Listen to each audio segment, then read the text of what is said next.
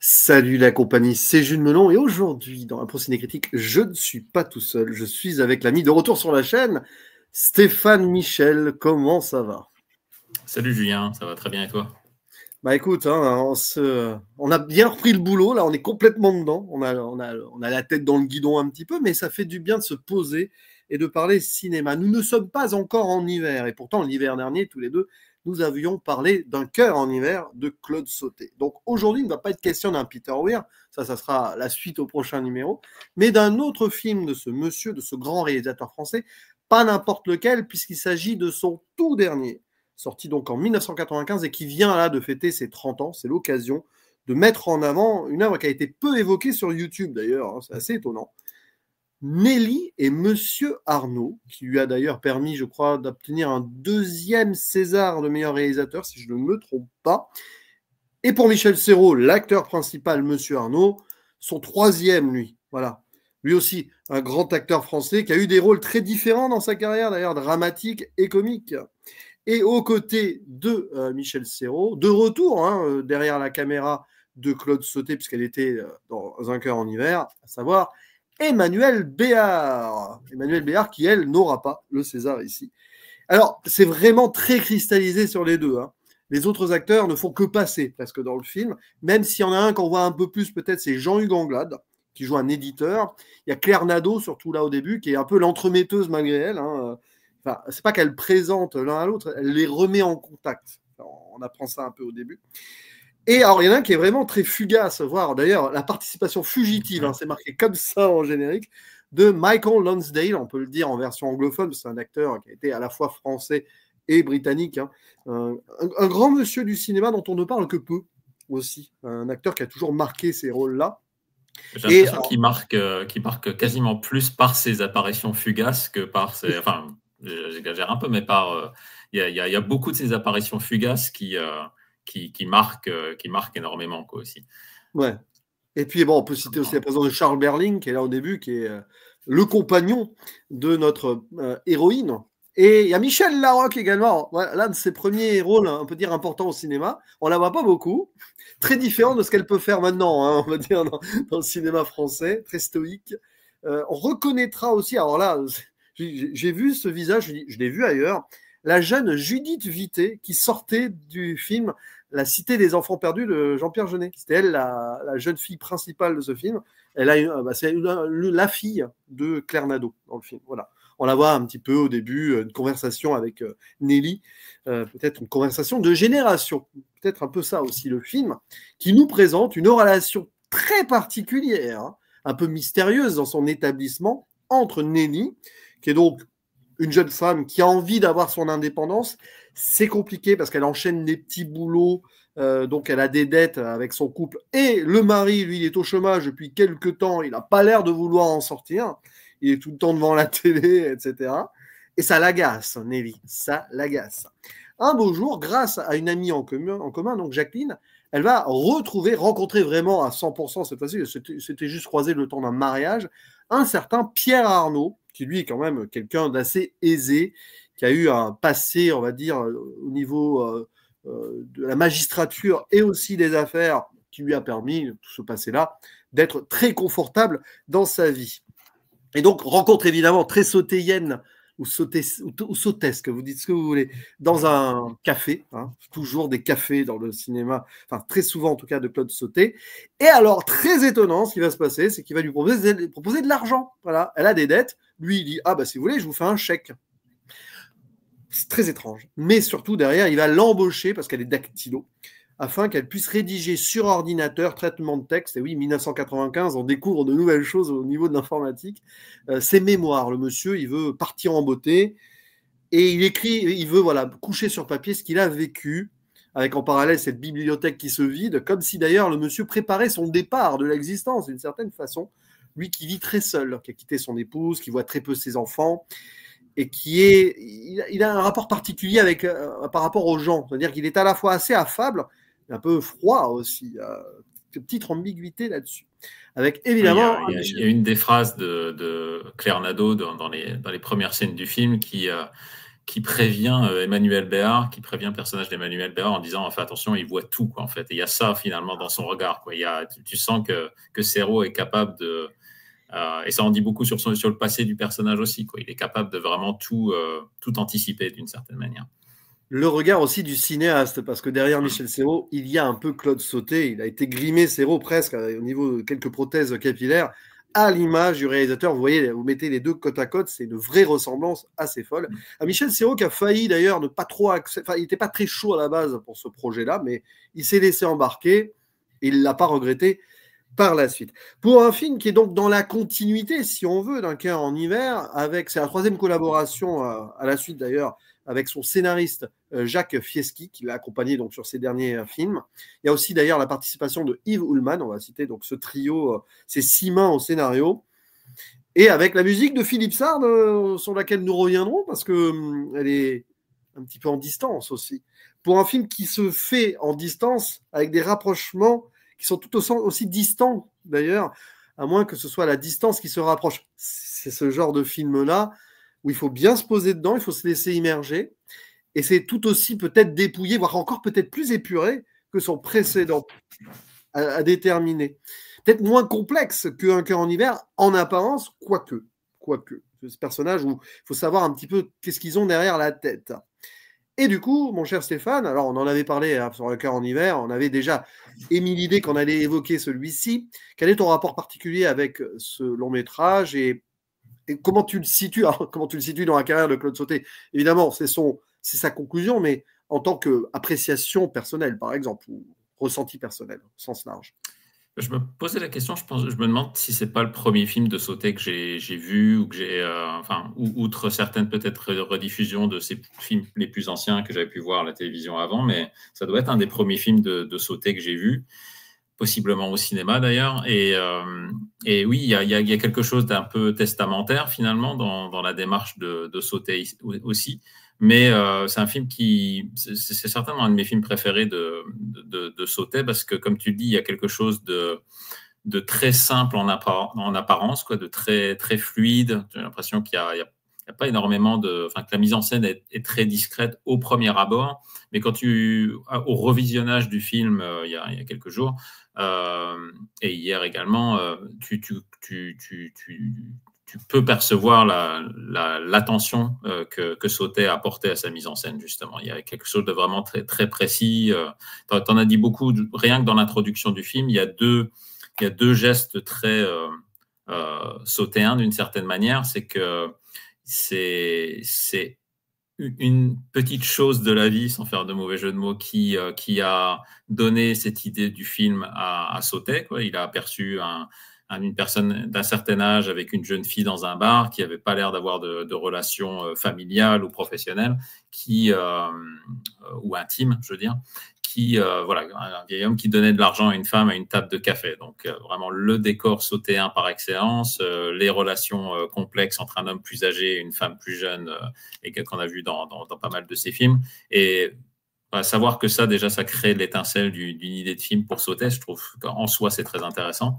Et puis, il y a toujours cette idée de transaction. Il y a quelque chose à creuser dans les relations transactionnelles entre les personnages dans les films de Sautet, que ce soit la prostituée de Mado ou l'argent qui est piqué à César par Rosalie dans César et Rosalie également, en termes de revanche ultime, d'une certaine manière. Donc il y a toujours quelque chose d'intéressant dans la manière dans laquelle Sautet aborde les relations transactionnelles, qui sont beaucoup plus complexes. Il y a vraiment quelque chose sur l'argent, sur l'idée de l'argent, sur la possession de l'argent, sur un personnage qui est en fin de vie et qui n'a aucun souci d'argent. Les 30 000 francs que Pierre Arnaud propose à Nelly en début de film, n'a pas vraiment d'importance ou d'incidence sur ses revenus, quoi, pour Monsieur Arnaud. Tu comprends que c'est quelqu'un qui est très, très établi, qui a vraiment qui a les moyens de vivre dans un appartement comme celui-là, qui a les moyens de subvenir d'aider Nelly de cette manière-là, alors qu'elle elle est dans une situation financière qui est présentée d'emblée assez précaire. Elle vit avec quelqu'un qui est sans emploi, qui n'a pas de volonté de trouver quelque chose pour l'aider. C'est elle qui fait des efforts pour justement subvenir aux besoins financiers de son couple qui est au bord de la rupture au début de film. Et il y a vraiment on a souvent, enfin, il y a souvent une étiquette bourgeoise quoi, sur les films de Sautet aussi, mais ça également, c'est trop.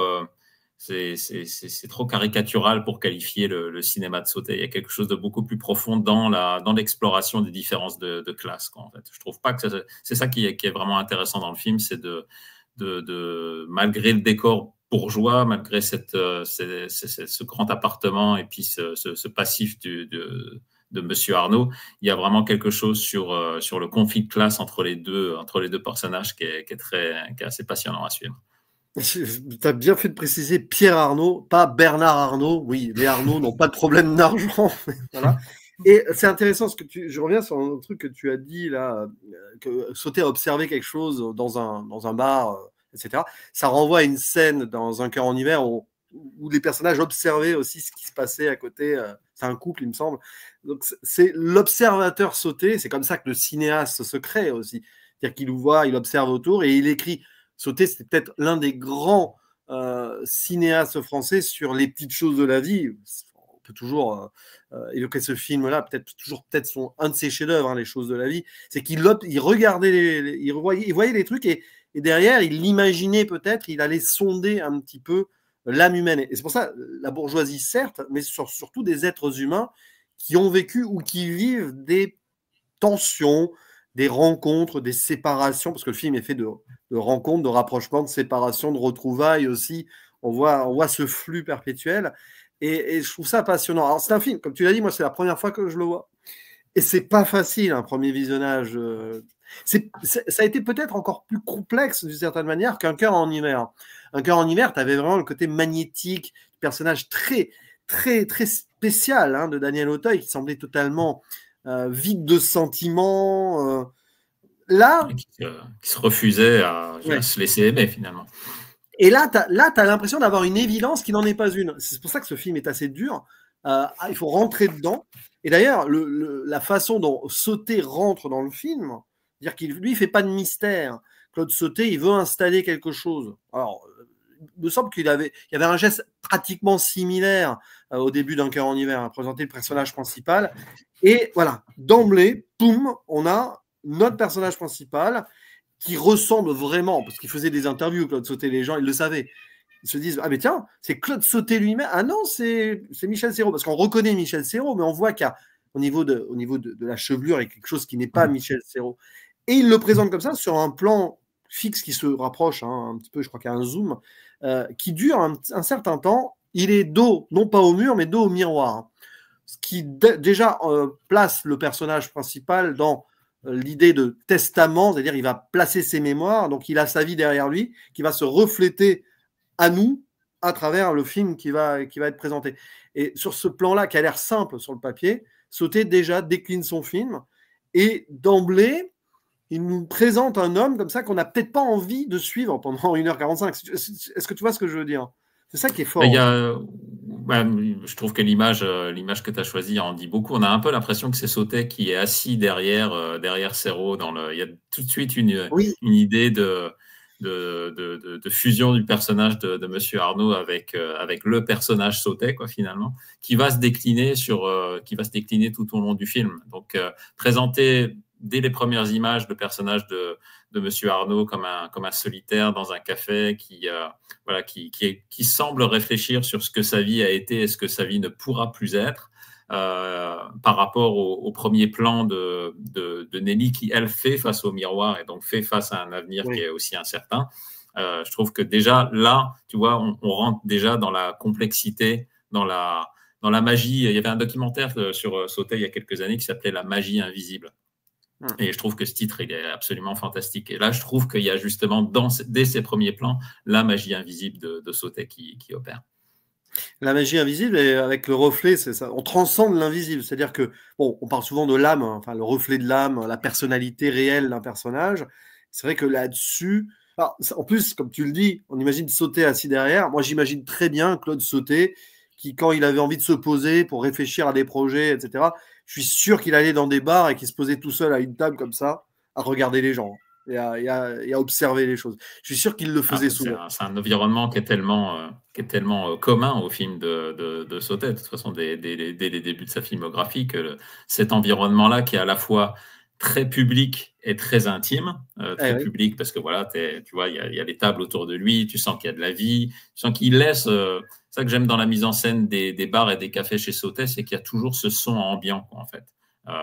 Dans Vincent François Paul et les autres, par exemple, ou même dans César et Rosalie, il y a toujours ce bruit de fond des cafés, des tasses qui s'entrechoquent, des verres qui se cognent entre eux aussi, qui est toujours présent, quoi. Il n'atténue pas, les conversations ne sont jamais atténuées par le bruit ambiant des cafés, et c'est ça qui est intéressant dans la mise en scène de ces lieux particuliers par Sautet.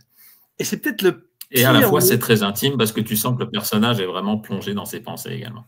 Parce que c'est l'endroit où, si tu es seul, tu te sens encore plus seul, un café. Parce que la plupart du temps, dans un café, tu retrouves des gens qui se retrouvent, des couples, etc. Quand tu es assis seul dans un bar, tu peux ressentir à la fois deux choses. Cette vie autour de toi, c'est bien, ça te permet aussi une introspection et un regard sur ce qu'il y a autour de toi. C'est peut-être ça, le cinéma de Sauté, au final. C'est que, à mon avis, il avait beaucoup ennui. On le voit dans ce film, il essaye. C'est pas qu'il essaye de régler des trucs avec lui-même, mais peut-être indirectement, avec quelques allégories par rapport. On y viendra plus tard sur ce qu'a été le passé du personnage de Monsieur Arnaud, un passé frontal et un passé qu'on découvre plus tard vers la fin du film, avec ce personnage qui va et vient. C'est très très intéressant. Peut-être aussi l'image de ces acteurs qui venaient et qui allaient, ou des producteurs, on ne sait pas. On peut toujours imaginer des parallèles. Et cette idée que donc, il est là et il n'est pas là à la fois. C'est-à-dire, il est là pleinement, c'est-à-dire, il regarde et tout, mais il a l'air absent aussi du tableau. C'est-à-dire que là, on fait le tableau de quelqu'un frontalement et tout, mais tous les gens autour, par exemple, on peut imaginer qu'ils font leur vie, ils vont même pas voir cet homme, quoi.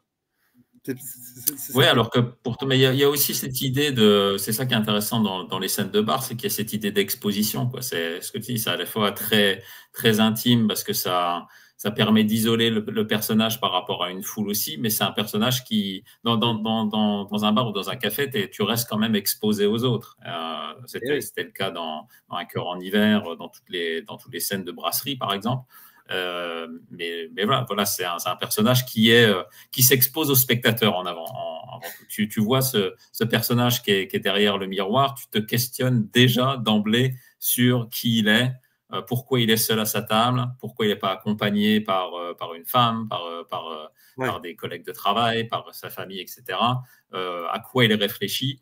Et donc, ça pose tout de suite le spectateur comme curieux de savoir ce que le passif de Monsieur Arnaud a pu être, quoi, finalement. Et que ce soit un personnage qui va proposer une transaction à Nelly pour qu'elle puisse écrire ses mémoires, ça en dit beaucoup. On a l'impression que c'est que Sautet commence à poser sa plume pour écrire quelque chose qui va dire beaucoup sur lui également.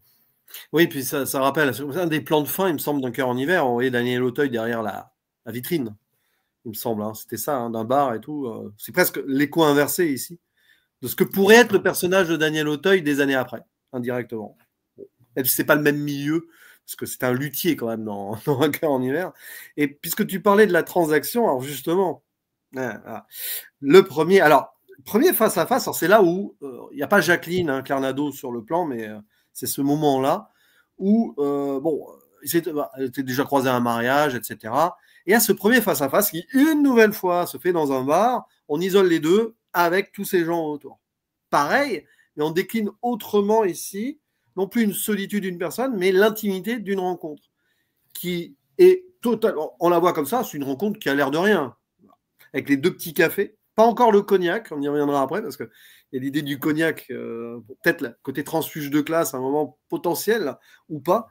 Et c'est une rencontre, mais alors, totalement fortuite et tout, et c'est dans cette scène-là qu'il va lui proposer un chèque.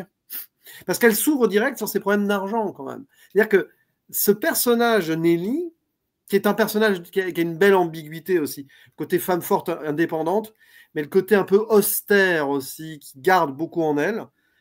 Pour certains critiques, j'ai vu ça vite fait à l'époque, c'était une sorte de miroir de Romy Schneider. C'est-à-dire que Claude Sautet, il voulait peut-être rendre hommage une dernière fois à son actrice fétiche, depuis disparue, peut-être avec un personnage qui pouvait être schneiderien, si je peux m'exprimer ainsi. Et cette idée que tu pourrais apposer un personnage comme Nelly dans la carrière de Schneider. Elle n'aurait pas déteint dans un rôle comme celui-ci, c'est sûr. Mais voilà, Béard, c'est sa deuxième. Moi, je pense que si Sautet avait continué à filmer, à tourner après ce film aussi, si ça n'avait pas été son dernier, ça aurait pu, la collaboration avec Béard aurait très bien pu continuer. Puis elle colle parfaitement avec le cinéma de Sautet dans son jeu. Et donc l'idée que ça brise un tabou, parce que l'argent c'est quand même un tabou dans la société et tout, elle ose dire, alors il amène bien le sujet indirectement, qu'elle a des problèmes d'argent, et il va lui prouver... Bon, c'est presque une scène à moitié comique, ça pourrait presque être une scène un peu malaisante, on va dire. T'as un peu l'impression qu'il veut s'attacher ses services en lui donnant de l'argent, ce qu'il peut faire. Ouais, voilà. Et là, on se pose la question d'emblée, c'est-à-dire que le film ne va pas vouloir y répondre, enfin s'il y répondra plus tard sur une scène particulière, on peut se demander pourquoi il jette son dévolu sur cette femme. Alors, cette idée d'écrire ses mémoires, oui, mais y aurait-il autre chose? Et à ce moment-là, quand tu l'avais vu la première fois et tout, est-ce que tu avais ressenti ce mystère-là, ou est-ce que tu penses que Sautet, justement, voulait faire un faux mystère? Parce que dans beaucoup d'intrigues comme ça, on pourrait s'imaginer, est-ce que l'amour va être impossible entre les deux? C'est ça, la différence d'âge et tout, mais le sujet est un petit peu tout autre quand même quand on y pense. Ouais, c'est ça qui est toujours, vu avec les yeux d'aujourd'hui, c'est sûr que tu pourrais prétendre à une certaine ambiguïté qui était présente déjà bien avant, tu vois, les différences d'âge entre Piccoli et Schneider dans leur film commun, ou entre Montand et Schneider, par exemple. Il y a toujours ce rapport de l'âge, quoi, finalement, dans les personnages, et qui change peut-être un peu à partir de quelques jours avec moi, je pense, parce que bon, ce film-là, tu me demandais comment il s'inscrit dans la filmographie de Sautet. C'est son triptyque final, d'une certaine manière. Je pense que quelques jours avec moi, il représente vraiment une cassure dans la filmographie de Sautet. Il va commencer à tourner avec des acteurs plus jeunes, avec des acteurs d'une génération différente également. Il va s'ouvrir à quelque chose d'un peu plus, à des questionnements sur la modernité que va apporter cette nouvelle troupe d'acteurs, que ce soit Dussolier, Auteuil, Béard, Anglade, etc. Et pour moi, ce film-là, il fait un peu le sommaire de cette réflexion, quoi, en fait. C'est vraiment un aboutissement, particulièrement pour ce triptyque final, sur comment Sautet observe cette nouvelle génération d'acteurs. Et là, dans le plan que tu montres, tu as un peu l'impression que c'est justement Sautet qui juge un petit peu cette nouvelle... Enfin, pas qui juge, mais qui est curieux de cette nouvelle génération. Il n'y a pas de jugement, je reviens là-dessus. C'est vraiment une curiosité par rapport à cette nouvelle génération d'acteurs. Et il y a un plan que je trouve, celui-là est parfait justement pour décrire leur première interaction. Mais juste après ce plan-là, il y a justement, à partir du moment où l'idée d'une transaction commence à se concrétiser, il y a un plan où tu vois Serrault au premier plan et le reflet d'Emmanuel Béard dans le miroir. C'est finalement un champ contre champ qui est dans le même plan. Et c'est ça que je trouve assez intéressant, d'avoir ce champ contre champ dans le même plan par l'intermédiaire du miroir, et qui de nouveau, quoi, souligne la précision de la mise en scène de Sautet dans le film. Et je pense que c'est ça qui m'avait marqué et qui me marque encore plus maintenant aussi, et qui fait que c'est un de mes films favoris de Sautet, c'est qu'il y a quelque chose d'hyper simple et pourtant de très très travaillé dans l'artisanat de Sautet dans ce film.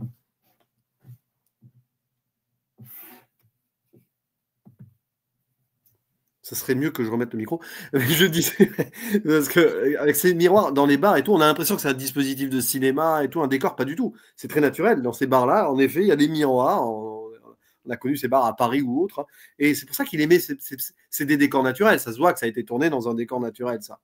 Voilà, il a dû voilà, un petit peu s'approprier ce bar pendant quelques heures pour tourner. Et c'est un endroit parfait, justement, avec ses miroirs aussi, où on peut même se regarder parler à quelqu'un. Moi, je sais que je me suis déjà amusé à faire ça une fois. Et je parlais à quelqu'un, je me voyais parler à la personne et tout. C'est marrant. Et du coup, là, il y a tout un dispositif de cinéma. Alors attention, ça paraît simple, comme tu dis, mais il faut savoir placer la caméra au bon endroit, parce qu'à l'époque, il n'y avait pas de numérique derrière pour retoucher les... C'est quand même un vrai travail. Ça a dû prendre du temps dans le storyboarding et tout, dans la construction des scènes. Hein. C'est pour ça que ça a l'air simple comme ça, mais bon, c'est pas parce que vous avez passé 1 heure dans un bar que vous allez réussir à faire ça facilement. Et c'est sans doute l'un des seuls décors naturels, entre guillemets, du film, finalement, l'un des seuls décors extérieurs du film. Parce que là où ça reste, là où c'est très épuré, c'est que la plupart des scènes entre Nelly et Monsieur Arnaud se passent dans l'appartement de Monsieur Arnaud, qui a quelque chose de... Oui. Un côté un peu théâtral. Tu sens que l'appartement, c'est... Le côté studio de l'appartement que film Sautet est jamais comment dire, est jamais éclipsé, quoi, en fait. En tant que spectateur, tu sais que la caméra filme en studio également, mais voilà, tu as une volonté de Sautet de se concentrer sur l'interaction entre les deux personnages plus que sur les décors naturels, alors qu'il y avait quelque chose de beaucoup plus... c'est là où je trouve que la mise en scène de Sautet est particulièrement posée dans ce film-là, et particulièrement réflexive. C'est que dans César et Rosalie, même dans le film précédent, dans Un cœur en hiver, il y avait cette idée de mouvement constant, en fait, vers l'extérieur. Tandis que là, les scènes d'extérieur sont vraiment succinctes, et il travaille particulièrement la musicalité du film sur les interactions entre Serrault et Béat. Oui, il y en a très très peu de scènes à l'extérieur, hein, de mémoire là. Bon, après, il y a d'autres intérieurs hors studio du personnage principal. C'est par exemple, alors là, l'intimité est moins flagrante. Enfin, non, au contraire, c'est plus renfermé. On est dans un autre cadre. C'est-à-dire que là, voilà, ça fait quelques jours qu'elle travaille avec lui, donc il commence à se voir aussi à côté, juste pour, voilà. Et il l'invite dans son monde.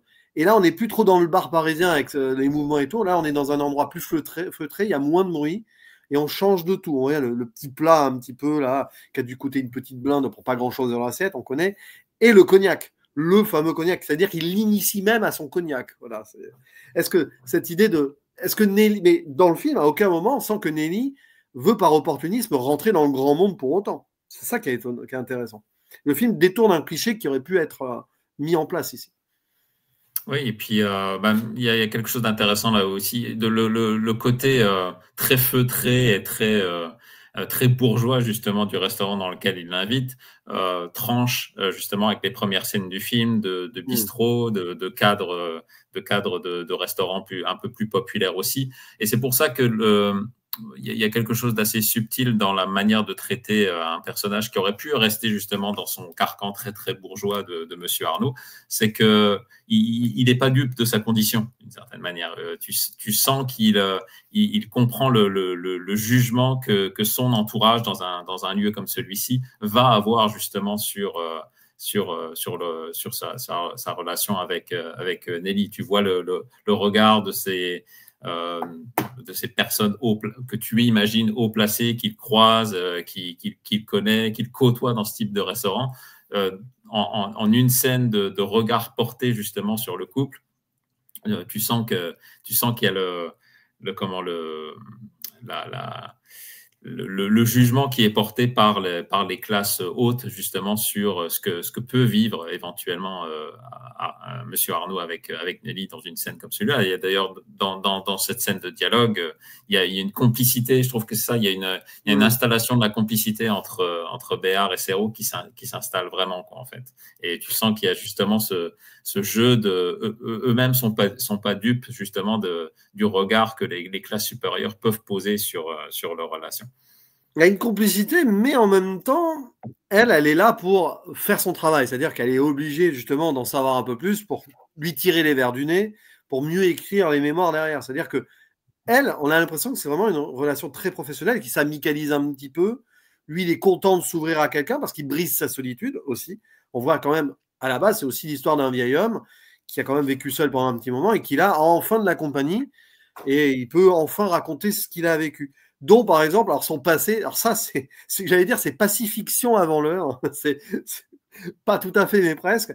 Ou bon, là il y a un texte, hein, parce qu'elle écrit sur traitement de texte, on reconnaît Windows 95 peut-être, je ne sais, non c'est pas Windows, il y a une pomme en haut, il y a une pomme. Mais bon, ceux qui ont connu l'informatique en 95, peut-être que tu as rédigé tes premières dissertations. Sans doute. Mais ce qui est intéressant, c'est que voilà, on apprend qu'il a été juge en Polynésie. Alors, si vous avez vu Pacifiction, vous comprenez l'idée. Hein. Alors, c'est très intéressant. Le nom d'Ururoa, en effet, n'existe pas. C'est vrai. Et le film joue là-dessus. Donc, c'est vraiment une finesse d'écriture. Et c'est là où, d'ailleurs, dans la diégèse complète du film et dans le passé du monsieur, on peut se faire pas mal de petites théories. La première, toute simple, c'est qu'il a la mémoire qui flanche. Bon. En fait, ce serait plutôt Urutoa, la ville, ou alors c'est l'atoll de Mururoa. Bon. Où est justement la déclinaison potentielle aussi d'un passé, ce qu'il a se passé vieille France aussi, monsieur Arnaud. Oui, Mururoa, c'est là où il y a eu les essais côté nucléaires. colonialiste avoué, quoi, finalement, il le dit lui-même. Et oui, il a cette grandeur colonialiste qu'il a vécue, qui regrette en sous-jacence, lui. Et en plus, l'atoll de Mururoa, c'est là où il y a eu quand même les essais nucléaires, hein, même Chirac. Hein. D'ailleurs, parce que Chirac, quand il a fait ses essais nucléaires, c'était pas à peu près. Il les a pas repris après 95, forcément. Oui, je pense que c'est tout juste après 95. Ouais, donc voilà. Et là-dessus, on peut bon, évidemment, vous avez pensé à Pacifiction, parce que bon, c'était juste. Oui, avec le côté. Le grand ponte qui représente la France colonialiste et qui dit voilà, je ne suis pas votre ami, ce qui rappelle d'ailleurs une réplique de Daniel Auteuil dans le film précédent, c'est-à-dire que tu peux faire presque des mouvements comme ça indirects.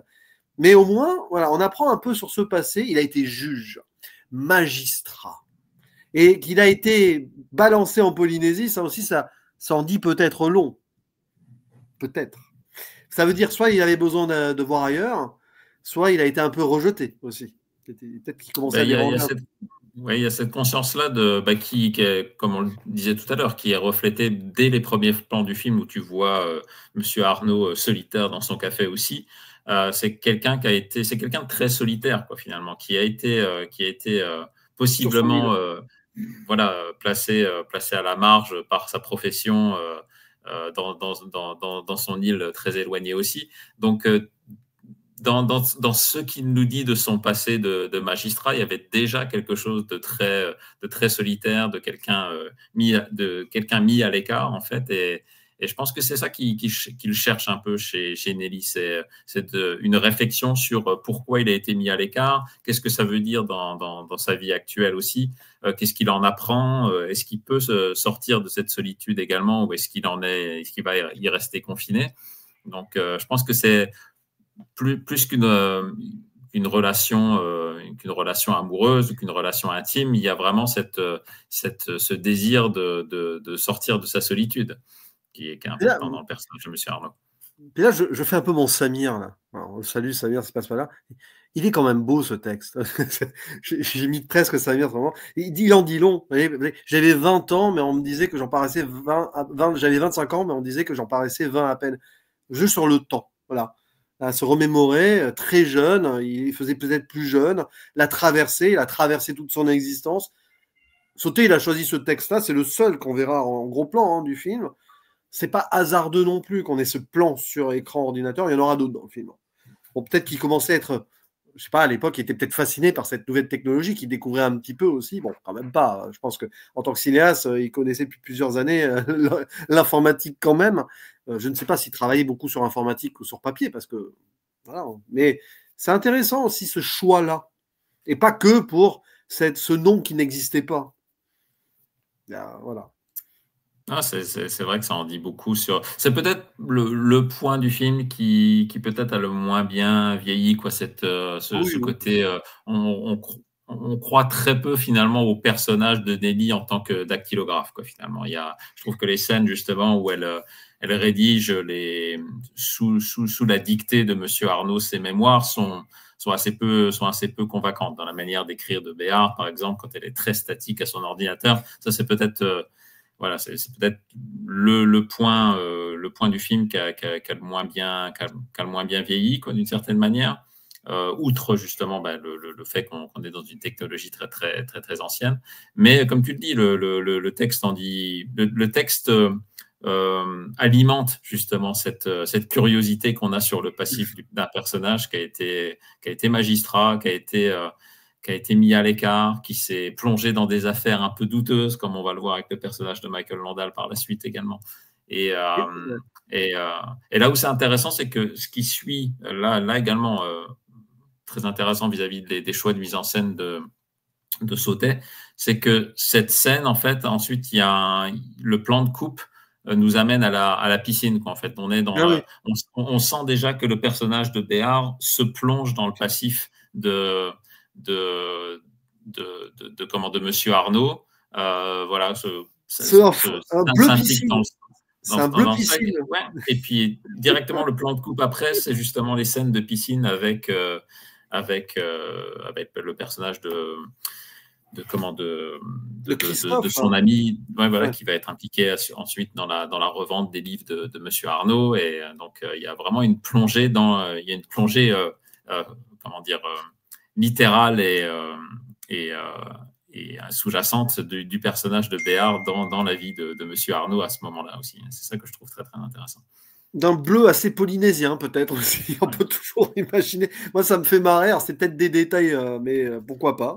Mais la transition, oui, après, avec la piscine, pour le coup, il y a un raccord en couleur passionnant. Ouais. Et plus tard, il y aura aussi ce passage où elle travaille aussi pour un magazine, là, où elle va détourer un tableau célèbre dont on n'a pas trouvé la source. Si jamais vous savez de quel tableau il s'agit. La tricherie, justement. Est-ce que cette relation entre les deux, après, on basculera dans une zone spoiler il n'y a pas de révélation en soi, mais pour le retournement. La tricherie, c'est un jeu entre les deux qui est fait forcément de tricherie dans les sentiments et dans la relation, parce qu'en tant que telle, la relation, au-delà du personnel, au-delà du professionnel, pardon, est-ce que sur le plan personnel, il n'y a pas un peu de tricherie de la part des deux? Et comme tu te dis, on en parlait un peu en off avant, le fait qu'elle isole ce personnage-là, ça peut très bien être elle-même qui se sent isolée dans ce travail avec Monsieur Arnaud, ou lui-même qui est isolé de la société. C'est pour ça, parce qu'il insiste, Claude Sautet, sur cette scène qui est totalement anecdotique, on est d'accord, sur le papier, avec l'un des rares moments d'envolée lyrique de Philippe Sard, d'ailleurs, à ce moment-là. Ouais. Pourquoi pas? Mais bon, il y a peut-être un jeu aussi. C'est pour nous montrer le Photoshop de 1995 aussi. Avant, on voit... Ouais, je pense qu'il y a quand même, avec ce personnage, justement, qu'elle détourne et qu'elle écarte de l'image sur laquelle elle travaille. Il n'y a pas vraiment de précision sur... c'est un moment du film, justement, où suite à une dispute avec Monsieur Arnaud, elle retrouve une autre activité assez temporaire sur le côté également. Et donc, tu as très peu d'indices finalement sur la compagnie pour laquelle elle va travailler, sur la nature exacte de son travail. Mais il y a par contre beaucoup d'insistance sur ce personnage qui est mis à l'écart. Alors que je pense que c'est aussi une réflexion sur la place de Nelly par rapport à sa relation avec Monsieur Arnaud, par rapport à sa relation avec les autres personnages du film également, parce qu'elle est quand même tiraillée entre beaucoup de figures masculines qui la rendent plus complexe. Elle est quand même entre deux personnes de pouvoir, d'une certaine manière. Il y a Monsieur Arnaud qui a cette assise financière, cette assise bourgeoise qui est assez marquée dans le film. On a le personnage de Jean-Hugues Anglade en tant qu'éditeur qui est aussi un personnage de pouvoir et qui est très assis professionnellement, alors qu'elle est quand même dans une période d'incertitude professionnelle. Elle se cherche également, elle est dans une incertitude intime également avec son couple qui est au bord du divorce. Donc, je pense que voilà, c'est un peu elle qui se détourne finalement du cadre du film de Sautet à ce moment-là. Après, il suffit de lire le texte, il y a des trucs intéressants là. Ça parle de transformation radicale, ça parle de modification de code, de transgression des règles sociales. Bon, on peut toujours voir ici des petits messages cachés aussi sur comment les règles sociales, justement, parce qui a des dettes au début, elle accepte ça, l'argent, et elle monte un petit peu, mais est-ce qu'elle se sent à l'aise aussi dans cette idée. Alors, justement, cet endroit-là intervient après la. Alors, on va rentrer, je pense, officiellement. Voilà, c'est juste pour baliser vite fait dans la zone totalement spoiler et tout. Voilà. C'est juste qu'à un moment, mais on s'attend qu'il y ait des tensions. En effet, il y en a une. Il y en a une assez dure. Bon, c'est pas non plus une dispute où ils vont se balancer des trucs dans la figure. Le personnage de Michel Serrault en fait tomber des documents. Mais c'est là où elle ose dire, quand même, voilà, alors qu'elle a quand même la position de domination. Quand tu parlais de la position de domination, là on la voit, hein, du personnage de Monsieur Arnaud. Elle ose dire qu'elle n'est pas là, elle n'a pas accepté ça pour écouter les lamentations d'un vieux con. Elle le dit clairement. Les premières tensions, parce qu'il n'est pas content de telle tournure, de machin, de trucs. Et on sent une autre frustration, je ne sais pas si tu seras d'accord avec moi là-dessus, c'est que la frustration qu'il a, c'est qu'il n'arrive pas à faire en sorte qu'elle s'ouvre à lui. Il veut savoir si elle sort avec l'éditeur et tout, si elle a un mec. Il y a une sorte d'inquisition qui est déjà très très marquée dès les premières scènes du film, quoi. En fait, lui cherche à se plonger dans l'intime de Nelly dès les premières interactions qu'ils ont ensemble aussi. Et elle, justement, c'est ça c'est qui la rapproche peut-être un petit peu du personnage d'Auteuil dans Un cœur en hiver aussi, c'est qu'elle n'est pas prête à s'ouvrir totalement au personnage de Monsieur Arnaud. Il y a cet intérêt pour lui, il y a cette idée d'apporter du confort et d'avoir une certaine relation de complicité ou d'intimité avec lui. Mais peut-être, c'est le concept d'intimité vu du point de vue féminin par rapport au point de vue d'un homme plus âgé qui se confrontent finalement. Et c'est là où les échelles de domination sont très intéressantes, où malgré le fait qu'on soit dans un décor qui reste très très statique, très théâtral également, il y a toujours Sautet joue toujours justement entre ces positions de domination. C'est très intéressant d'observer dans le film les scènes où Béard est assise à l'écoute justement du parcours de Monsieur Arnaud, et puis d'autres où lui va être assis et va être justement plus, non pas dominé, mais peut-être avoir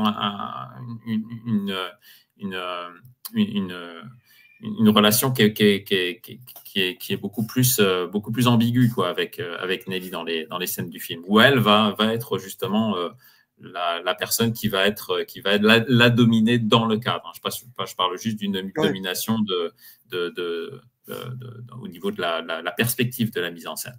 Et c'est là-dessus que Sautet va beaucoup jouer tout au cours du film.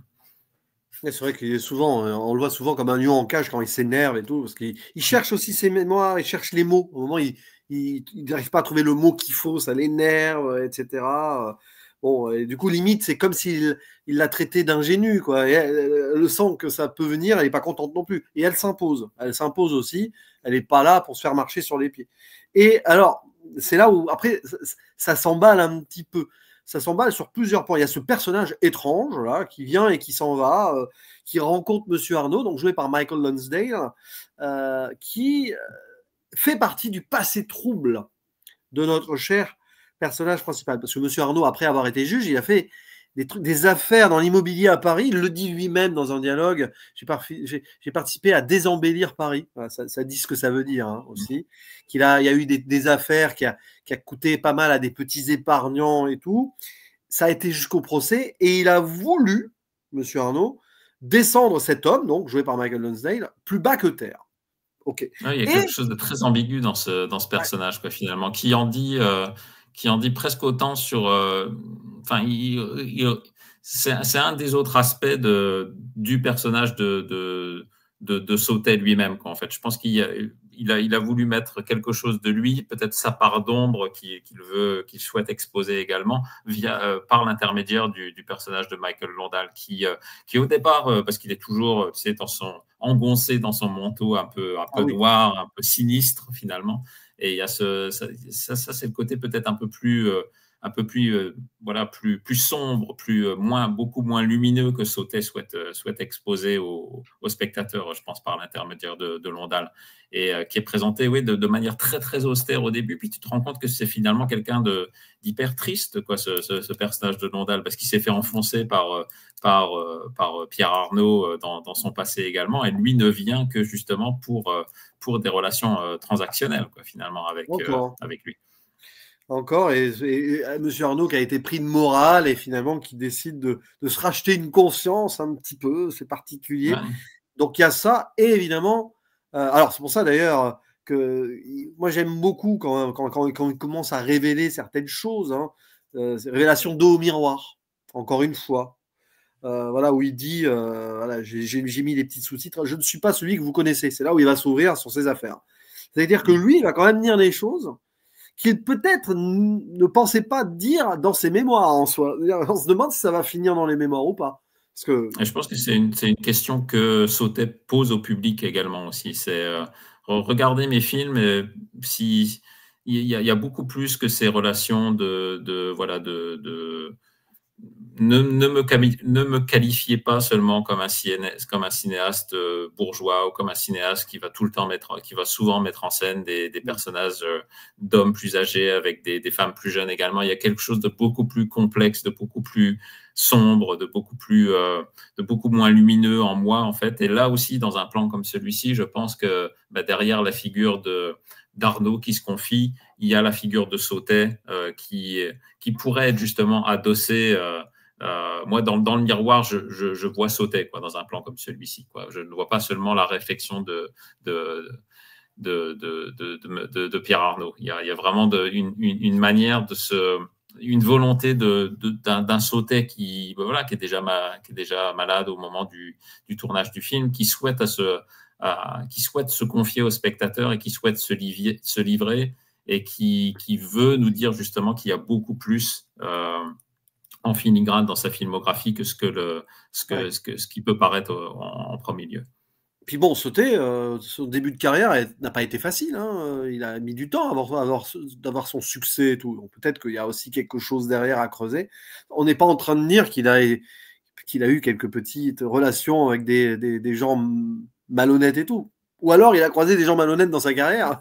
Non, je pense que c'est pas tant la volonté d'essayer de révéler au public qu'il a pu avoir une part très comment dire, très discutable de son passé. Je pense que c'est plus une question de complexité. Il y a vraiment une volonté de la part de Sautet d'afficher son ambiguïté, d'une certaine manière, que son cinéma va bien au-delà que ce qui puisse paraître. C'est cette magie invisible dont on parlait au début aussi.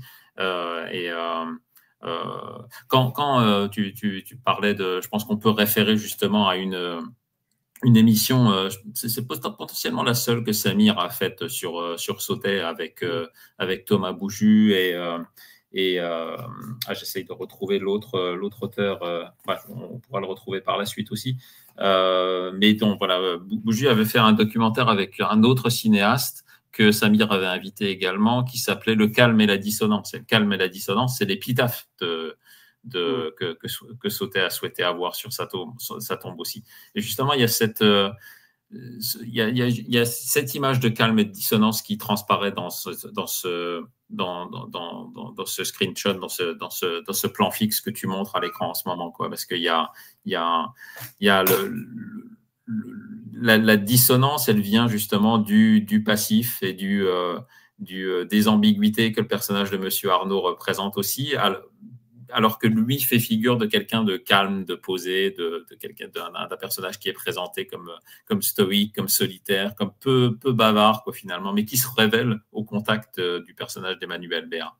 Et je pense que c'est ça qui je trouve fascinant justement dans la fin de carrière de Sautet aussi, c'est qu'il va justement cultiver ce calme et cette dissonance à partir de quelques jours avec moi. Non seulement en choisissant une génération d'acteurs qui est complètement différente, mais en la confrontant également à son regard à lui-même aussi. Il revient finalement, tu regardes dans quelques jours avec moi et Un cœur en hiver, il va se focuser, il va se prioriser justement cette nouvelle génération d'acteurs. Il y a peu d'interactions, je pense, dans le souvenir que j'ai, avec des générations d'acteurs plus anciens. Bon, il y a Marielle dans quelques jours avec moi, peut-être, qui va s'insérer un petit peu aussi. Mais là, il revient justement à placer au cœur de son récit un personnage plus âgé qui va justement pouvoir porter un regard plus critique, peut-être plus curieux sur cette nouvelle génération. Et c'est ça qui est important, je pense, pour Sautet, quoi. Il avait la volonté de retrouver un acteur qui aurait pu être incarné par Piccoli, qui aurait pu être incarné par Montand également, mais sans justement cette... Il y a quelque chose de fascinant chez Serrault aussi, c'est qu'il trimballe avec lui une certaine nonchalance, quoi, en fait. Un certain aspect posé et pince sans rire, peut-être par moment aussi, qui n'était pas présent dans des personnages que Piccoli ou Montand avaient pu explorer auparavant.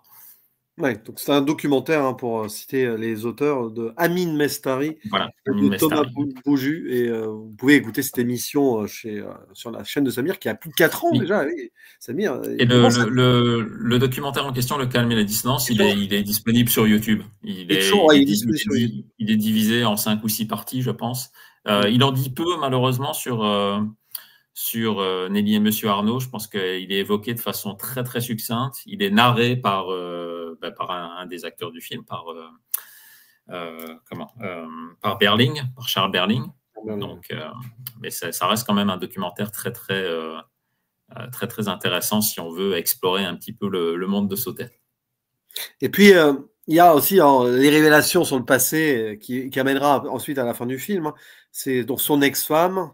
La fille aussi, alors pareil, la fille stoïque, l'ex-femme aussi. D'ailleurs, l'ex-femme, à un moment, elle va revenir en train à travers les vitres et tout, elle va faire le reflet inversé.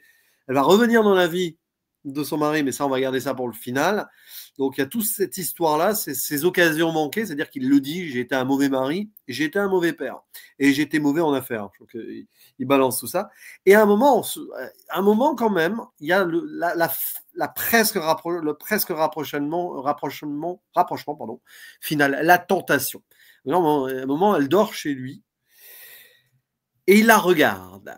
Et là, Claude Sautet, à travers son personnage, regarde aussi et se dit, c'est plutôt la figure paternelle à ce moment-là. C'est-à-dire qu'il ne se passera rien.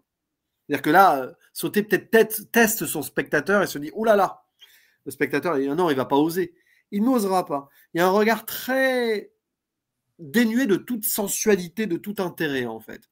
Même qu'il va faire un petit sourire. Je crois qu'elle va se réveiller vite fait, elle va faire un petit sourire et tout. Et ça, c'est beau comme scène. Est-ce qu'il fallait l'intégrer? Le cœur émotionnel du film est là aussi. Il y a, je me trompe peut-être, on pourra mettre la correction si je ne cite pas le bon réalisateur dans les commentaires quand tu publieras la vidéo, mais il y a, je pense que c'est Xavier Giannoli qui avait fait un commentaire sur Sautet, justement particulièrement centré sur Nelly et Monsieur Arnaud, qui justement cite cette scène comme le cœur émotionnel du film et qui a une description, qui a une citation assez intéressante, c'est qu'il évoque l'émotion de ce qui est impossible. Et je trouve que ça résume beaucoup le cinéma de Sautet aussi. Et ça résume, il y a vraiment également cette... voilà, il y a énormément de sensualité dans cette scène également. Il y a Serrault et Sautet qui regardent cette actrice qui est littéralement mise à nu devant lui aussi. Il y a cette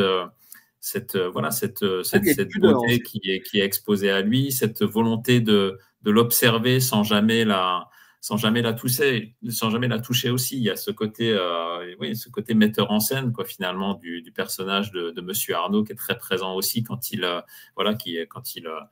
passe sa main sur le corps d'Emmanuelle Béard sans jamais la toucher. Donc il y a quelque chose qui dit beaucoup sur la solitude du personnage, sur le désir qu'il peut avoir, le désir qui restera platonique, hein, bien entendu. Il y a jamais. Les regrets aussi, le regret du temps qui est passé, quoi. C'est-à-dire qu'à une époque, on lui donnait 20 ans quand il avait 25 ans, mais ça, c'est complètement fini. Voilà, c'est terminé. D'ailleurs, c'est marrant parce que cette très feutrée comme ça, on a l'impression qu'il veille un mort. Hein. Et ça renvoie aussi au film d'avant et l'histoire de l'euthanasie, là.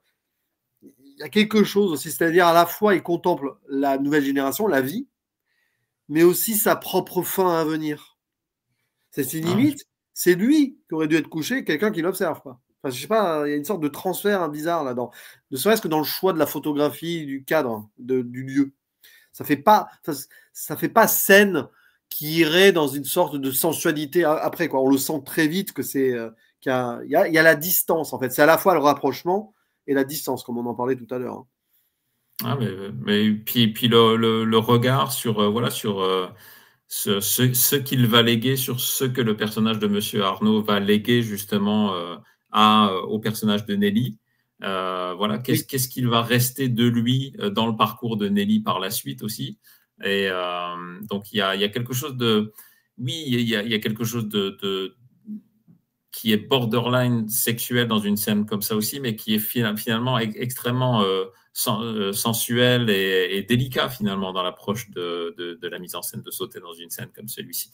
Dans une scène comme celle-ci, il y a une volonté justement d'observer sans toucher physiquement, de toucher émotionnellement, mais de ne pas toucher physiquement justement au personnage de Nelly justement. Et ça dit beaucoup sur non seulement ce que le personnage de Arnaud veut laisser à Nelly, mais ce que le personnage de Sautet veut laisser au spectateur de sa filmographie également. Et puis il y a la mort. La mort est là parce que il y a l'épouse qui vient de perdre son mari aussi. Oui, aussi. Donc il y a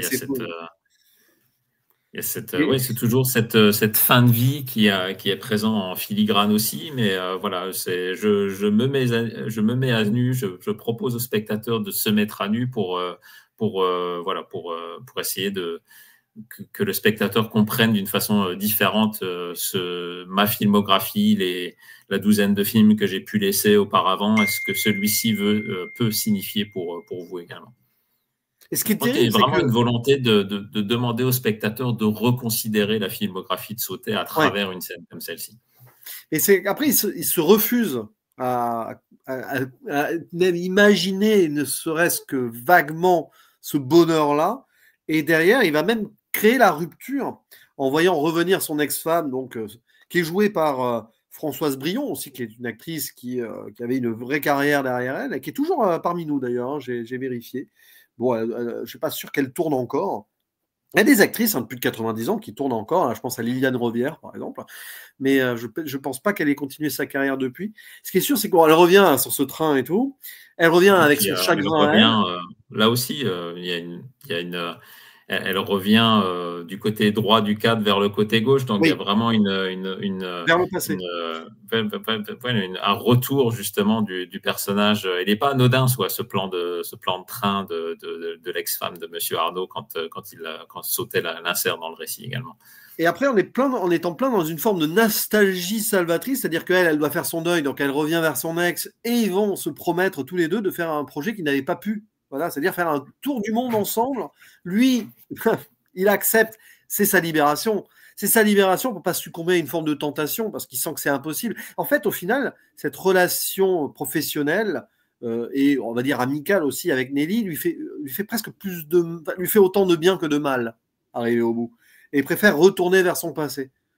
Il règle, avec toutes ses mémoires, remarque, il essaye de régler les problèmes du passé. Il se dit, bah là, au moins, je vais finir quelque chose avec mon ex-femme.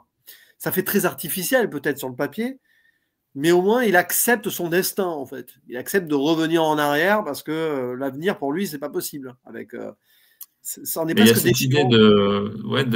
J'aime beaucoup cette expression de l'émotion de l'impossible également que Giannoli exprimait quand il parlait de Sauter également. C'est que il y a même un parallèle qui peut être fait avec le personnage de Jean-Pierre Laury, par exemple, d'un ami qui tu comprends qu'il a que cet ami qui va être qui par l'intermédiaire de Nelly va s'intégrer dans le décor également en aidant Monsieur Arnaud à vider sa bibliothèque, puisqu'il est ce personnage est directeur de la Bibliothèque nationale et va aider Monsieur Arnaud à évacuer ses livres également. Mais tu sens qu'il y a une tension, il y a toujours un attrait de la part du personnage de Jean-Pierre Laury pour Emmanuel Béard dans le film aussi, qui qui pourrait te dire que d'ici quelques années, est-ce que ce personnage ne va pas évoluer de la même façon que M. Arnaud par rapport à ce qu'il a pu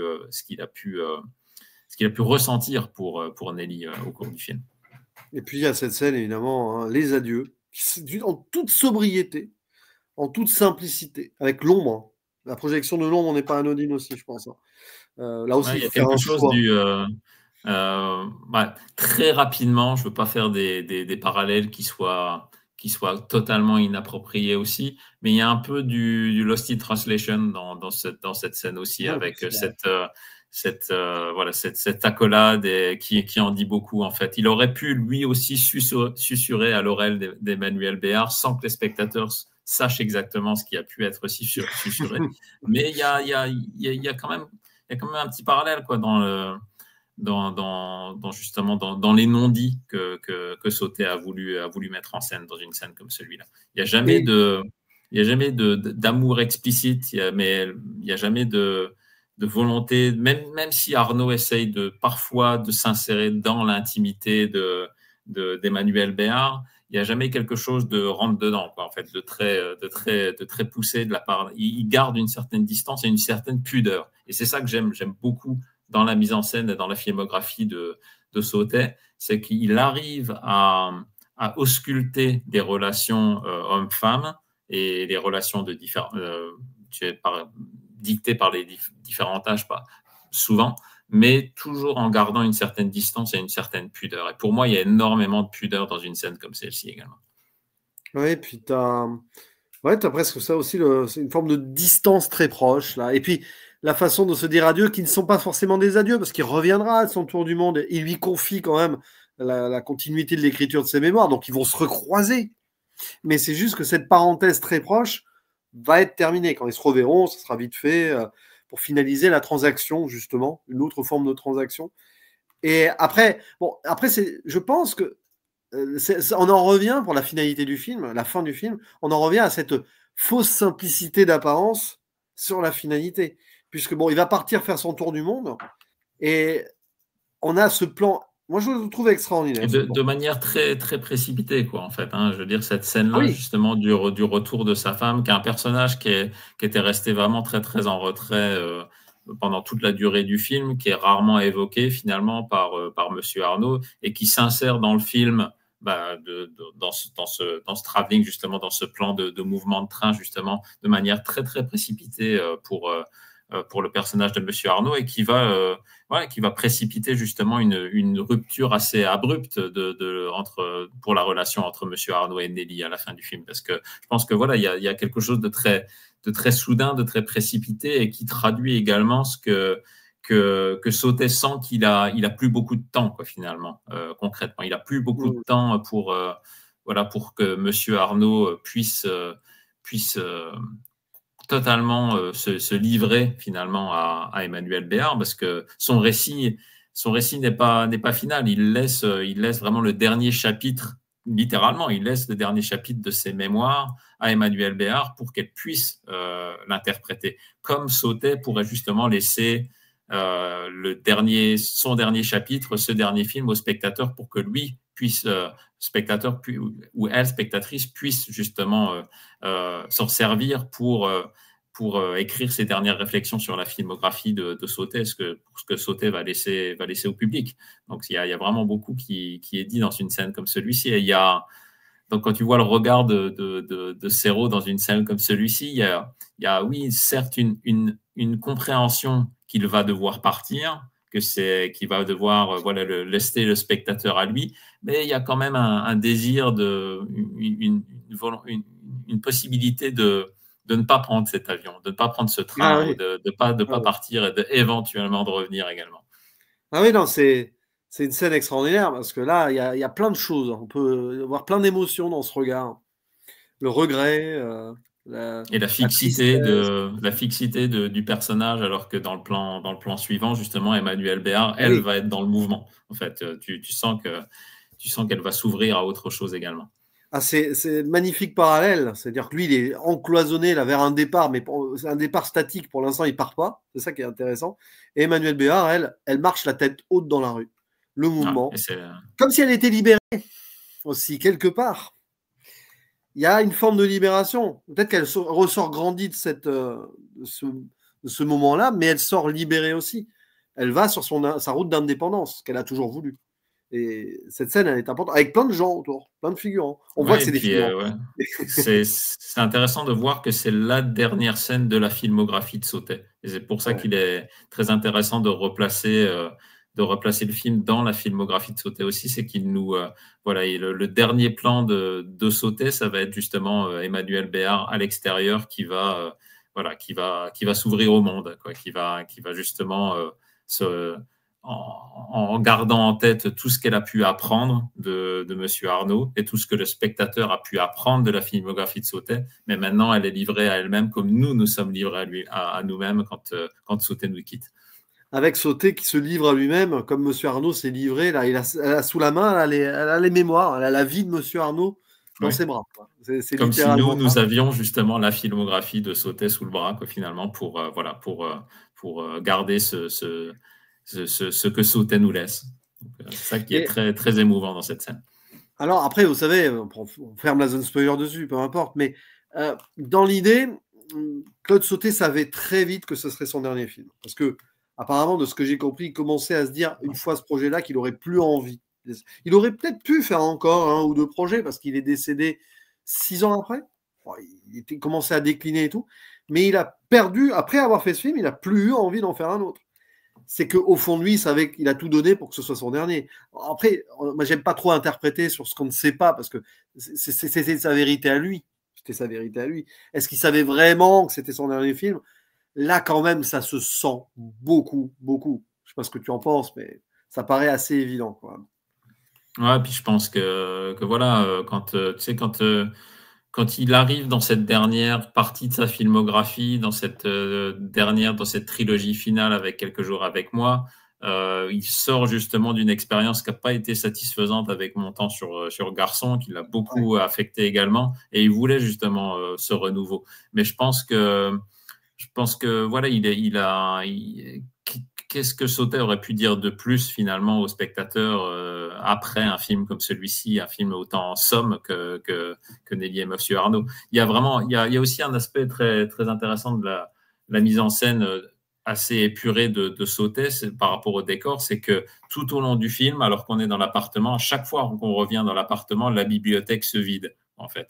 Donc il y a vraiment une volonté de laisser le spectateur avec son propre décor par la suite, finalement. Donc, le personnage de Monsieur Arnaud et Sautet lui-même va justement demander au spectateur de prendre, finalement, un petit peu de sa filmographie, un petit peu du personnage de Sautet. Et voilà ce que par l'intermédiaire de Monsieur Arnaud, je vous laisse de ma filmographie également. Et je trouve qu'il y a vraiment un dialogue juste au niveau de la mise en scène et au niveau du décor avec cette bibliothèque qui se vide au fur et à mesure, ces cartons qui se remplissent, qui tient de la mémoire, quoi, en fait, et qui tient du legs que Sautet peut nous laisser.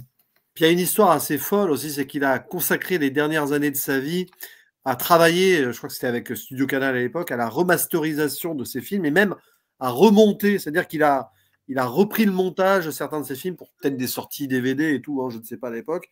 Et donc, il a retravaillé sur des œuvres d'avant, c'est-à-dire qu'il est revenu aussi sur son passé. Même apparemment, le film Garçon là, a perdu presque plus d'un quart d'heure. Il a essayé de retrouver quelque chose. Il a dû se faire du mal, parce que je pense il a accepté le projet peut-être pour donner aux nouvelles générations la possibilité de voir ses films en meilleure qualité, entre guillemets, tu vois ce que je veux dire, pour l'époque. Mais il a dû se faire du mal aussi, notamment avec ce film, l'un de les grands regrets de sa carrière, Garçon. Il en a beaucoup souffert. Et il s'est acharné jusqu'au bout avec ça, quand même.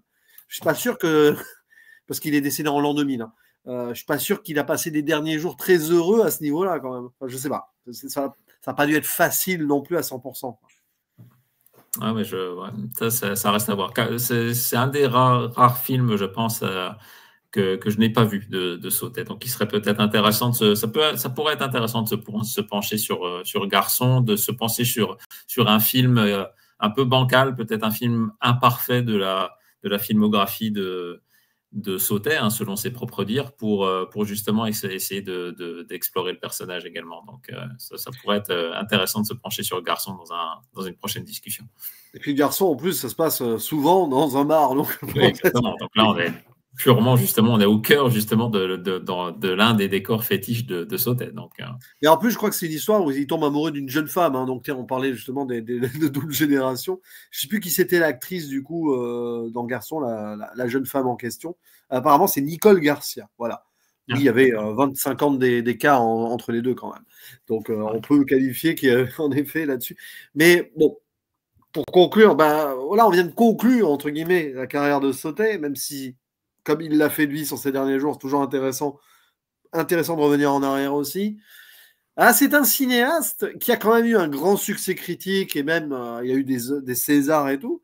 Mais j'ai l'impression qu'aujourd'hui, mais je crois que je ne sais pas si on en avait déjà parlé sur notre précédent duo, on en parle trop peu. C'est-à-dire que par exemple, aujourd'hui, on va plus parler d'un Chabrol qui a un petit peu son cousin, si on veut, sur la bourgeoisie, mais autrement, pour le coup. Parce que Chabrol, exactement. C'est particulier quand même la relation que. Il est de la génération relativement précédente. Je crois que Sautet, il est de 24, alors que toute la génération de la nouvelle vague, justement, la plupart des cinéastes de la nouvelle vague sont nés dans les années 30, quoi, finalement. Donc, il y a une petite distance au niveau de la génération, mais il y a toujours eu beaucoup de respect, hein, même si Sautet n'a pas fait partie, si on peut dire, des choses de la nouvelle vague, mais il y a toujours eu beaucoup de respect de Chabrol, de Truffaut, pour le travail de Sautet. Truffaut a toujours été quelqu'un comme Samir pourrait en dire beaucoup plus que nous là-dessus. Mais là, de ce que j'ai pu lire, de ce que Truffaut a écrit sur Sautet, il a toujours eu beaucoup d'admiration, hein, il y avait une très belle correspondance après Vincent François Paul et les autres que Truffaut avait envoyé à Sautet justement pour lui dire l'admiration qu'il avait pour le film aussi. Il y avait Truffaut qui avait écrit un texte qui, je crois, s'appelait le métier de vivre quand il avait écrit sur Sautet aussi. Et ça dit beaucoup justement sur cette volonté de capter ces petits moments de la vie par une mise en scène qui, en apparence, est très simple, mais qui révèle énormément de complexité dans le cinéma de Sautet. Et c'est dommage par l'intermédiaire de quelqu'un comme Thomas Bouju, oui, on a des traces documentaires de la filmographie de Sautet, mais il mériterait qu'on en parle beaucoup plus, forcément. Ouais, je sais qu'il y a encore son scénariste, j'ai oublié son nom, Jacques Felasky, non, c'est ça, oui. qui donne encore des conférences, hein, qui parle encore de ce qu'il a fait, Jacques Fieschi, pardon, qui fait encore des conférences, hein, il a 77 ans et il parle de son travail avec Sautet, donc lui aussi, il continue, on va dire, de transmettre ce que Sautet a fait, puis il continue d'écrire aussi pour le cinéma. D'ailleurs, il a écrit ce monsieur, il a coécrit le scénario d'Illusion perdue de Xavier Giannoli, justement. On parlait de ça tout à l'heure. C'est un film très intéressant, hein, Illusion perdue d'ailleurs. Il faudrait le revoir. Mais oui, il a beaucoup côtoyé Nicole Garcia d'ailleurs, qui avait joué avant chez Sautet. Bon, c'est un peu la grande famille. Et il a même scénarisé Alien Crystal Palace d'Ariel Dombal. Alors c'est un grand écart avec Sautet là, je pense, mais c'est intéressant. Mais bon, oui, il y a encore des gens par exemple, Emmanuel Béard est toujours en activité. Donc, bon, Michel Serrault, malheureusement, il nous a quittés. Daniel Auteuil pourra encore parler, évidemment, de son travail avec Sautet. Mais c'est vrai que. Et puis c'est intéressant que ce soit Berling qui. Aussi, oui. Je serais curieux de savoir pourquoi, justement, ils ont fait le choix de Berling pour narrer le documentaire, Le Calme et la Dissonance aussi. Mais je pense que Berling a dû être marqué aussi fragile, aussi petit le rôle est dans Nelly et Monsieur Arnaud. Je pense que voilà, la direction d'acteur de Sautet a dû le marquer lui-même également. Et il n'a pas un rôle facile aussi, Berling, dans le film aussi. C'est étonnant. Donc, c'est un rôle étonnant, c'est un rôle passif, mais un passif posé. Qui justement alimente la force du personnage. Autant, oui, Serrault a eu le César pour le film, et Serrault a cette stature imposante qui, par son naturel, par par le personnage Serrault également, par la carrière que Serrault a pu avoir avant le film. C'est clair, c'est un aboutissement pour Serrault également, ce film. Mais il serait dommage justement de ne pas le mettre en parallèle avec la force du personnage d'Emmanuel Béard également. Parce qu'il y a vraiment quelque chose de... Voilà, c'est un personnage qui n'est pas dupe et qui ne cherche pas à se livrer aussi, qui, elle, a comment la maîtrise d'une certaine manière de son destin. Parce que par 2 fois, elle va... à Monsieur Arnaud, elle ne va pas révéler la vraie nature de sa relation avec le personnage de l'éditeur de Jean-Hugues Langlade, quand elle va dire à Monsieur Arnaud qu'elle a couché avec lui alors que c'est pas la vérité. Et même chose pour Charles Berling. La première fois juste avant leur séparation, elle va dire à Berling qu'elle a accepté la transaction de Monsieur Arnaud, alors qu'à ce moment-là du film, ce n'est pas le cas. Donc, elle a vraiment aussi, et là, une volonté justement de rester indépendante, de rester importante dans le récit aussi. Donc, je trouve que c'est de nouveau un personnage féminin extrêmement fort que Sautet propose dans le film. Oui, en plus, Emmanuel Béard a sorti du tournage de L'Enfer, hein, de Claude Chabrol. Donc, c'est une période où elle devait faire face à des rôles importants, on va dire. C'est pour ça que Sautet, oui, c'est un réalisateur qui filme beaucoup l'amitié masculine, les interactions masculines. Dès ses premiers films, dès Classe Touriste ou dès L'Arme à gauche, il y a vraiment une volonté justement d'ancrer très fortement ces personnages masculins. Mais plus sa filmographie avance, de par ses interactions avec Robbie Schneider, puis par la suite avec Emmanuel Béard, il a la capacité justement de laisser énormément de place à ces personnages féminins et d'en faire des personnages extrêmement complexes. Hein, ça serait vraiment délicat de réduire Sautet à un cinéaste bourgeois et un cinéaste masculin. Je pense que ça en dirait trop peu sur la complexité de sa filmographie et de la complexité de sa mise en scène. En tout cas, merci Stéphane pour cet échange précieux, comme d'habitude. Donc, de Peter Weir à Claude Sautet.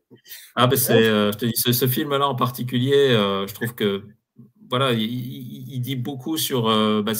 c'est toujours intéressant de voir le dernier film de la carrière d'un cinéaste, de voir comment la mise en scène s'adapte en fait entre une mise en scène qui est auparavant très, très musicale, très, très mouvementée, par rapport au mot mouvement, hein, je veux dire. C'est vrai que là, c'est assez statique. Là, c'est assez statique aussi, donc beaucoup plus posé. Et il y a vraiment quelque chose de... C'est pour ça que je trouve que ce film... soulève énormément d'émotions parce qu'il en dit beaucoup sur le personnage Sautet en fait. Oui, c'est presque un film sur le cinéaste indirectement, mais oui, quand même, il développe une histoire qui est en cohérence avec ce qu'il a pu faire avant sur comment il dépeignait l'âme, on peut le dire, l'âme de ces personnages complexes, puisque c'était quelqu'un de complexe qui a eu une vie riche, forte, passionnante, mais aussi complexe. Parce que faire du cinéma, c'est pas tout le temps facile. Combien de projets n'a-t-il pas pu aboutir, ou certains mal aboutir? Voilà, ça c'est la carrière parfaite d'un cinéaste n'existe pas. Et même pour les plus grands cinéastes que nous connaissons et que nous aimons, il y a eu des déceptions. Il y a eu des déceptions, forcément. Alors, voilà, même on parle de Kubrick et tout, ça a été, c'est pas facile, Mais bon, on se contente de ce qui a existé, ce qu'on a vu, ce qu'on revoit et ce qu'on n'a pas encore vu aussi. Mais merci à toi, Stéphane. On te retrouve toujours aussi à l'écrit. Voilà, tu écris beaucoup. C'est important aussi d'écrire, de se poser.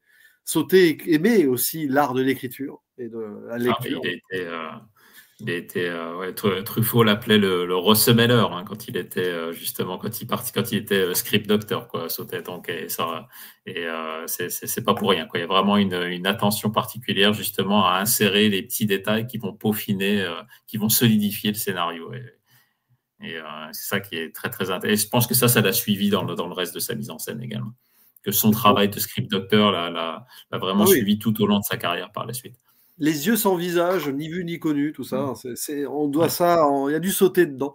Et toi, on te retrouve à l'écriture. On se fait en ciné. Voilà. C'est ça, avec toute l'équipe de Thierry de Pinson et le reste de l'équipe. Donc, toujours un plaisir d'écrire pour le magazine également. Ah, bah oui, c'est bien d'écrire. Un jour, je m'y mette, peut-être.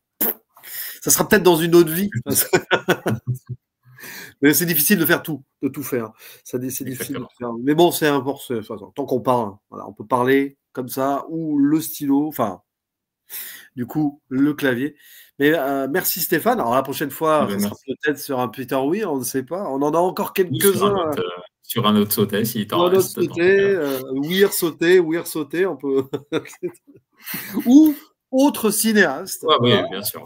Je reste toujours ouvert. Le cinéma est pluriel. Et il n'y a plus qu'à se dire. Alors déjà, passez de bonnes vacances si vous en avez, si vous avez de la chance d'en avoir. Moi, c'est mon cas, mais toi, je crois que pas trop. Là, c'est. Non, pas trop. C'est Halloween, mais pas pour tout le monde, pour les mêmes raisons. Et il n'y a plus qu'à faire le mot de la fin. On attend vos commentaires, évidemment. C'est important de faire vivre ces échanges parce que vous pouvez les poursuivre. Un petit peu comme sauter à travers ses mémoires ou les documentaires qui ont été faits sur lui. C'est intéressant d'avoir votre avis, votre ressenti, si vous savez des choses, notamment ce tableau mystère, là, voilà, si vous avez une réponse. Si on arrive à le retrouver, le titre du tableau, on le mettra en commentaire. Aussi bien, c'est un artiste indépendant qu'il a embauché pour faire un tableau comme ça. Pourquoi pas? Mais ça me connaissant, à mon avis, c'est quelque chose qui existe, mais à voir. En tout cas, à très très bientôt et à la prochaine. Ciao. Ça marche. Merci encore pour l'invitation, Julien. À bientôt.